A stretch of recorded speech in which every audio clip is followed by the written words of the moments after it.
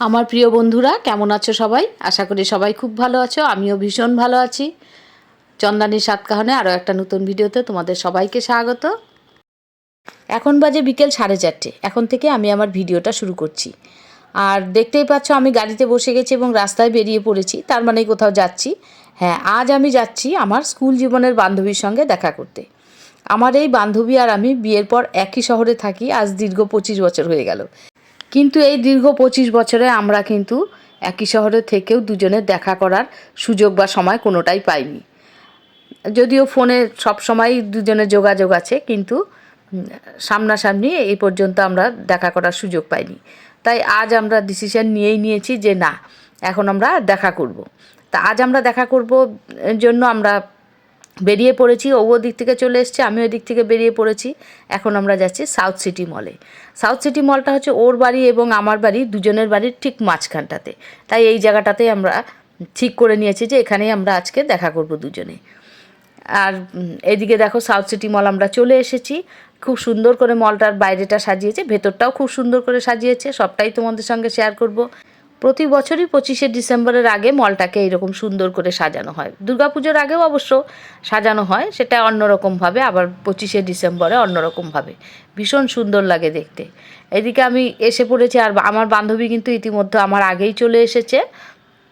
ও চলে এসে দাঁড়িয়ে রয়েছে, আমার জন্য অপেক্ষা করছে। এদিকে আমি এসে তো আমার বান্ধবীকে খুঁজে যাচ্ছি। ও ঠিক যে জায়গায় আমাকে বলেছে দাঁড়িয়ে আছে, আমি তার অপোজিটে চলে গেছি ওকে খুঁজতে। এবার আবার ফোন করে দুজনে খুঁজতে খুঁজতে অবশেষে আমার বান্ধবীকে পেয়ে গেলাম। এতদিন বাদে দুই বন্ধুর দেখা হয়ে আমরা ভীষণই দুজনে উত্তেজিত। যাই হোক, দেখা হওয়ার পর তারপর আমরা ঢুকে গেলাম মলের ভেতরে।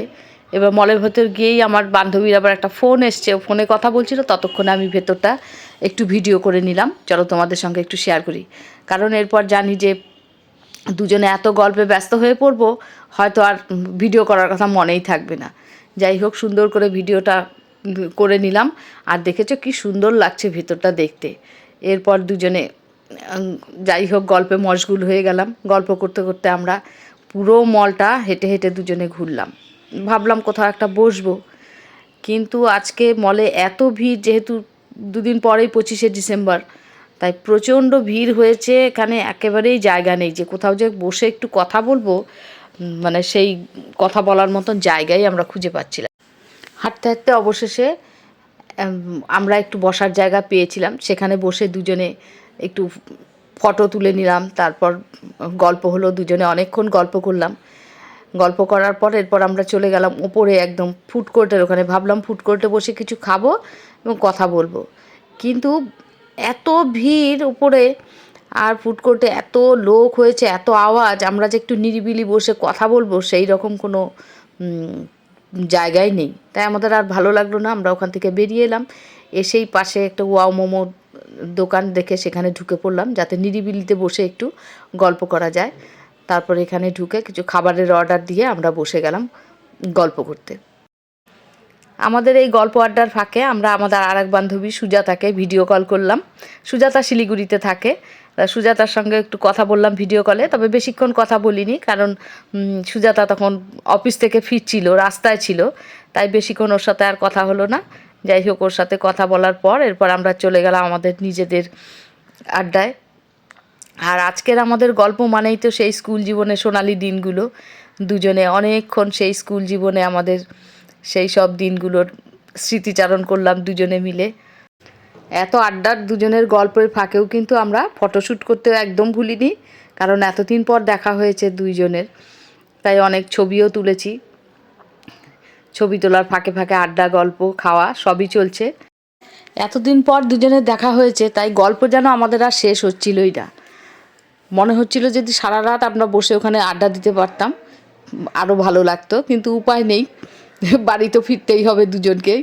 তো মোটামুটি তখন 8:30 বেজে গেছে রাত, আর দেরি করা যাবে না, দুজনকেই বাড়ি ফিরতে হবে। তাই খাওয়া দাওয়া শেষ করে আমরা ওখান থেকে বেরিয়ে এলাম। ভুলে গেছি। ও বল, জানে না? না, মা যায় না, পরে দেখাবো মারে ফটো নামলো।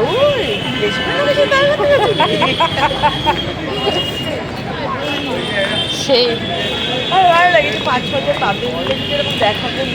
আমরা এটা বিদেশিরা বিদেশ করে ফিরে, আমরা তো বিদেশি। হ্যাঁ, এক জায়গার ওই যে কুচবিহার যাবো, আবার হয়তো আমার খুলতে হুজুক তুলতে পারে, চল একদিন বিলাসপুরা ঘুরে আসি। হ্যাঁ কাছেই, কিন্তু আমার আবার যাওয়ার ইচ্ছে নেই, কারণ গেলে কি বলতো একদিনে হয় না। যাবো যে এ রাগ করবে, সে রাগ করবে, তো নিমন্ত্রণ করবে সবাই, অবস্থা খারাপ। আমার বান্ধবী যেহেতু অটো করে এসছে, তাই ওকে বললাম তোকে আর অটো করে যেতে হবে না, আমি তোকে নামিয়ে দিয়ে তারপর বাড়ি যাব, চললাম ওর বাড়ির উদ্দেশ্যে ওকে নামিয়ে দেওয়ার জন্য। তবে ওর বাড়ির ভেতরে ঢুকবো না, রাস্তায় ওকে নামিয়ে দেবো। যাই হোক, এবার যেতে যেতে দুজনের আবার গল্প হাসাহাসি, সেই সব দিনগুলো তো আর ভোলা যায় না, ছোটোবেলা সেই সব দিনের কথা প্রচুর মনে পড়ছে দুজনের। আর এক একটা করে গল্প করছি আমরা, আর হাসাহাসি করছি। এই করতে করতে সারাটা রাস্তা গেলাম, গিয়ে তারপর ওকে ওর বাড়ির সামনে নামিয়ে দিলাম রাস্তায়। এবার ওর বাড়ি আর আমার বাড়ি কিন্তু ব্যবধান মাত্র 45 থেকে 1 ঘন্টার, কিন্তু এই 45-1 ঘন্টা রাস্তায় আমরা কোনো দিন পার করতে পারিনি।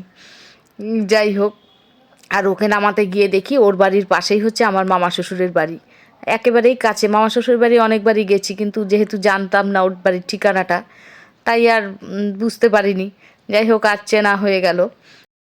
হ্যাঁ হ্যাঁ হ্যাঁ, টাটা। হ্যাঁ টাটা। অনেক আনন্দ করলাম। হ্যাঁ হ্যাঁ টাটা টাটা। বান্ধবীকে নামিয়ে দিয়ে এবার আমি চলেছি একা একা আমার বাড়ির পথে। তবে আমি একা একা না, সঙ্গে রইল আমার আজকের সন্ধ্যার সমস্ত সুন্দর মুহূর্তগুলো। সেই সুন্দর মুহূর্তের ভাবনাগুলো ভাবতে ভাবতেই এখন আমি চলেছি বাড়ির পথে। সত্যি আজকে সন্ধ্যাটা এত সুন্দর কাটলো, বলে বোঝাতে পারবো না, এত ভালো একটা মুহূর্ত কাটালাম, ভীষণ ভালো লাগলো। তাহলে আজকের মতো ভিডিওটা এখানেই শেষ করছি, দেখা হচ্ছে পরের আরেকটা ভিডিওতে। ততক্ষণে সবাই সুস্থ থেকো, ভালো থেকো। আর যেসব বন্ধুরা আমার চ্যানেলটা এখনও সাবস্ক্রাইব করনি, প্লিজ সাবস্ক্রাইব করে আমার পাশে থেকো। সবাইকে শুভরাত্রি।